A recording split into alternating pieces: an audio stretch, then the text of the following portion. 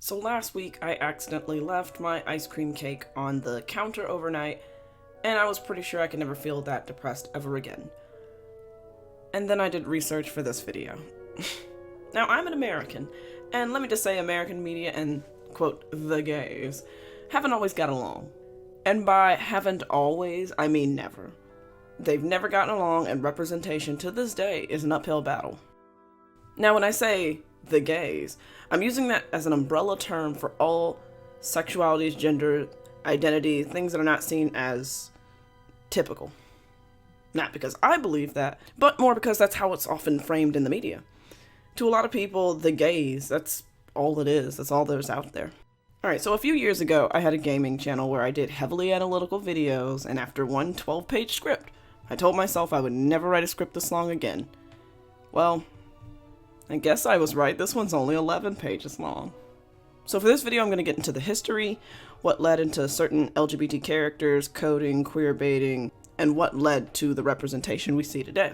Also, I'm tired of Universal and UMG claiming my videos, so be prepared to see a lot of Slime Rancher, Borderlands, whatever I'm playing at the time. Now, I'm a channel that focuses on animation, but I'm going to take a minute to talk about the history of film and television in general. I'm mostly looking at this because of how new animation is. Past the zoetrope, animation in the mainstream is mostly about 100 years old. It's had a fairly short impact on our cultural history so far, so I want to talk about what led into its development. So I've got a lot of history to cover, so let's go back to 1930s and the introduction of the Motion Picture Production Code, which is more popularly known as the Hays Code. Now, the history of representation starts well before the Hays Code, but it was this code that set the precedent for a lot of the negative, problematic, and coded representation that we see to this day. In the early 1900s, Hollywood and the film industry were under a lot of scrutiny for a series of scandals and sort of risque movies. One of the final straws was the court case, Mutual Film Corp versus Industrial Commissions of Ohio. Sounds exciting, I know. Just all in all, this case determined that motion pictures were not under the protection of free speech. That's a scary thing to hear as a motion picture industry. So after hearing that decision, the entertainment industry decided to regulate themselves. A similar thing happened with the ESRB rating in the 90s with video games. For the most part, that makes sense. You know the industry, you can reasonably decide what is and isn't appropriate, unlike an outsider. Not only that, but you don't have to introduce the third party, the legal party, and that would just muddy business. So, in walks in a fellow by the name of William H. Hays, the president of the Motion Picture Producers and Distributors of America. Yeah, that's a mouthful. Under his leadership, this code was adopted in 1930 and later heavily enforced in 1934. It determined a whole list of scenarios, trades, scenes, etc. All these things that were not deemed appropriate, or only appropriate within certain depictions. There were all sorts of scandalous things detailed within the code, like kissing, profanity, even things like drugs and weapons, and things that deal with the sympathy of a criminal. So, the code is split into two defining criteria, or two parts, so to say.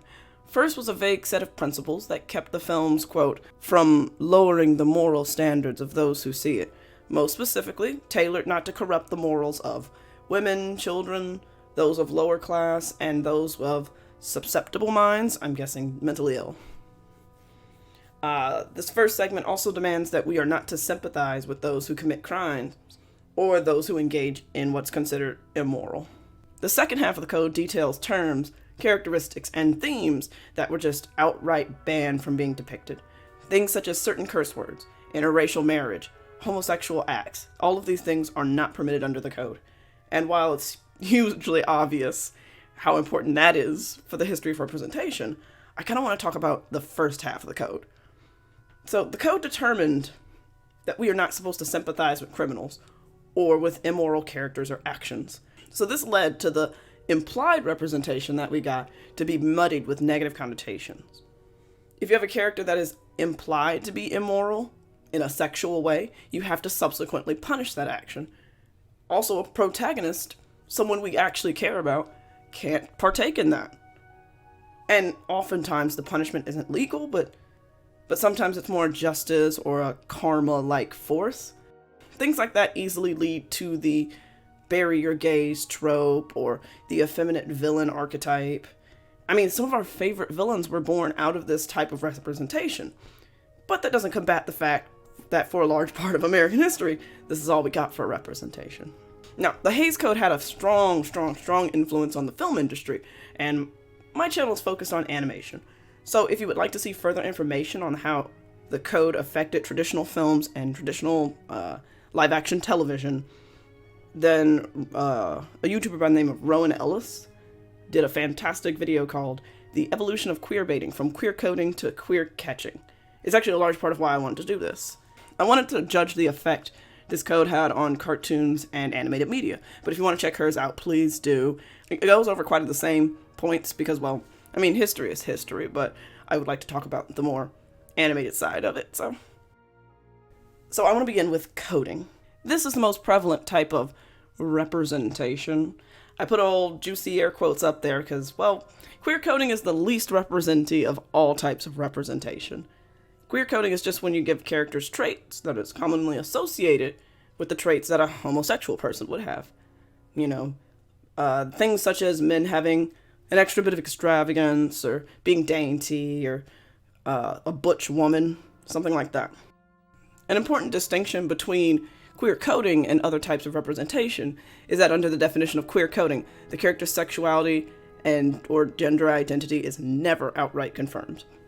My opinion is that queer coding in and of itself isn't really a good or bad thing. It just kinda is. Not everything needs to be explicitly stated, and we don't need to know the sexuality or gender identity of every character that walks on screen.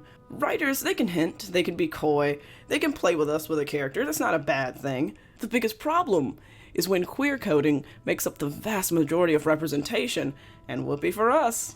That's exactly how it is. And another problem with queer coding is that for a lot of people, it just doesn't translate. When I was a child, coding meant nothing to me.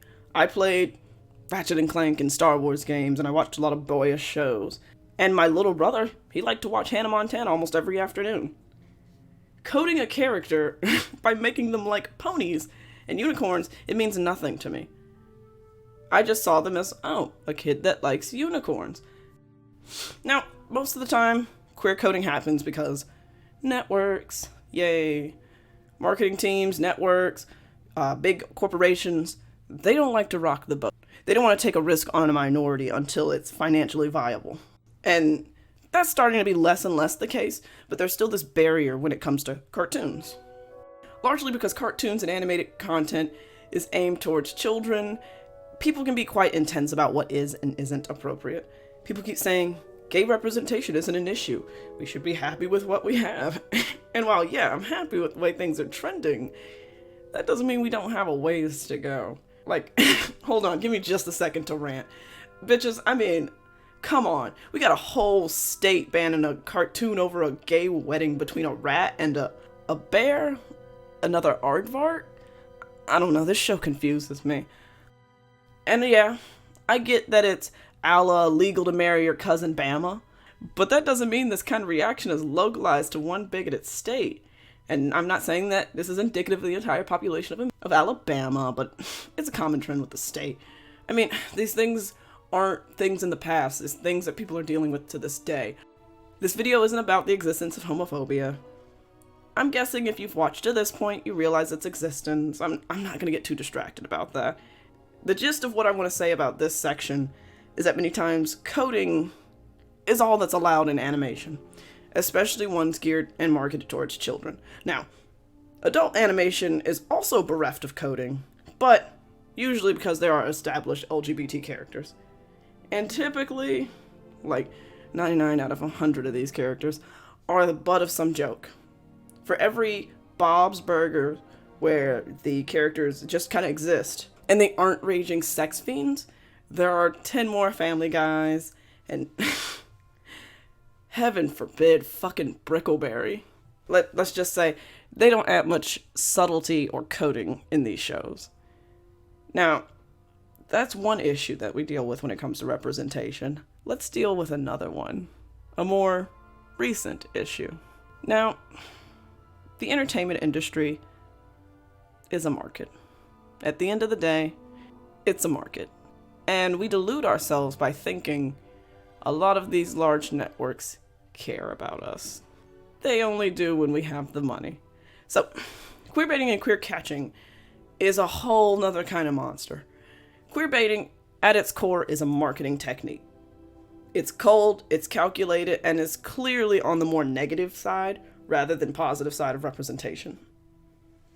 I mean, like coding, baiting is also just hints and, characteristics and traits, but it's not just quite that.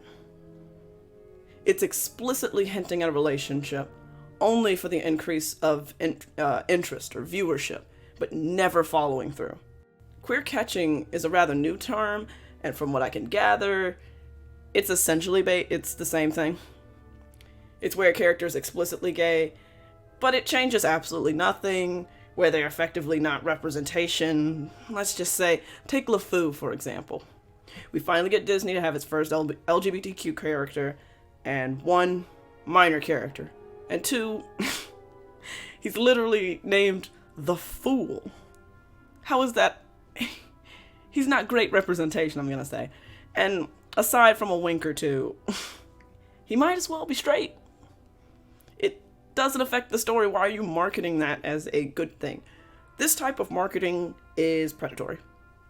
Not in a way that LGBTQ folks are just easily manipulated, but more because we're desperate for any iota, any inkling of representation, and the corporations can smell it a mile away. They smell the desperation on us, and their wallets start to drool a little. Now, remember how I mentioned earlier how we're pretty sensitive to what is and isn't okay for children to watch? Well, that kind of means that we don't have a lot of example of queer baiting and queer catching in animation. If this was anime, if I was talking about anime, it would be a whole nother story. Especially Yuri, or Girls Love, which 9 times out of 10, you will barely get some slight steamy hand-holding by the 24th episode, and that's the end of it. When it comes to Western animation, though, here are some of the closest things that I can think of to queerbaiting in recent memory, or things that some people think are queerbaiting, from what I've seen. And I mean, this is still my viewpoints on this representation, so take that as you may. This isn't bait. This is explicit. This would be bait if she wasn't canonically attracted to women. This was censorship, but is now canon.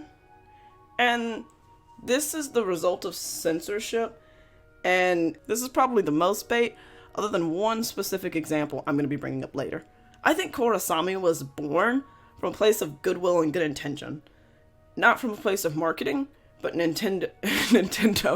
I mean, Nintendo does this too. But Nickelodeon did everything they could to try to suppress this show, putting it online, just cutting.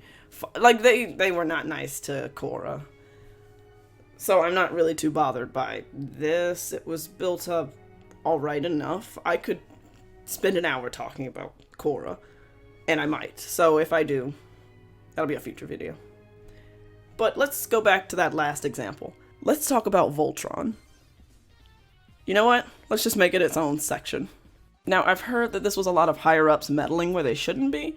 A lot of money-hungry people have their thumbs on the scale, and it's almost never in favor of those who the general public deem as undesirable. So yeah, Voltron. That was sure a shit show, wasn't it? So, a week or two ago, I started watching it thinking I'd stick around just enough for context and then dip out. Turns out that it's a pretty interesting show, and next thing I knew, despite the laughable CG lions... No, not that CG lion. Yeah, that one. Despite that, I was pretty hooked. I've actually got a lot of opinions on the show as a whole, but that's not what this is about. This is about the gays. So they fucked up. So in the second to last season, or as a true critic would say, the penultimate. Seriously, what's up with that? Penultimate seems like such a weird word. Just say second to last. At least it's not the anti-penultimate, or God. The pre-anti-penultimate. Why is that a thing? There's a reason Latin is a dead language. Anyway, in the 7th season of the show, it is revealed that Shiro, one of the main characters, had a male significant other. This partner was named Adam and apparently had been on Earth during the time frame of the show. He was introduced in an episode, and a whopping one episode later, he was dead. It was cold, it was unceremonious, and there was no fleshing out of their relationship. So many people were upset with this portrayal of a gay relationship. It's got the bury your gays trope all over it. Not only that, but we need to dissect the marketing leading up to the release of the season. So let's go back to San Diego Comic-Con 2018. The Voltron Legendary Defender panel revealed that She-Ra was gay and also in a relationship. Fans went wild. And later this was reaffirmed on Twitter. The internet was flooded with article after article about how Voltron was making history and about the high emotions after the reveal, and I bet they feel pretty stupid now. To have all this hype on a show, to build all this hype on a show, and then kill off this character after an episode is a pretty low blow. And what's our big payoff? She-Ra looking sad for a couple minutes? A speech about how we've all lost loved ones? This isn't real representation. I mean, technically, I guess it is, but it's not meaningful representation. That is what we want. We want something that means something to us. No doubt about it. We were queerbaited. They thought they could get some money out of us. I mean, they were right. We showed up. We wanted to watch. And as much as we ranted about it online afterwards, it made money. It's got high ratings. I mean, it is still a good show despite the queerbaiting, but hey, it is what it is. So that's basically the first half of my script. Woo, 6 pages in. Splitting this into 2 parts. The first part is about history, suppression of representation, and the tepid first attempts at representation. The second video is going to be a deconstruction of explicit examples of LGBT characters behind a lens of looking at tropes. I'll be talking a lot more in depth about Steven Universe, Korra, Adventure Time, adult animation, a lot of other shows, stuff like that. I'll be breaking them down by talking about the tropes specifically. So if you like this video, please subscribe so that you can catch the next one. Let me know what you thought about this, if I need to change anything for the next one. And let's set sail into the next video.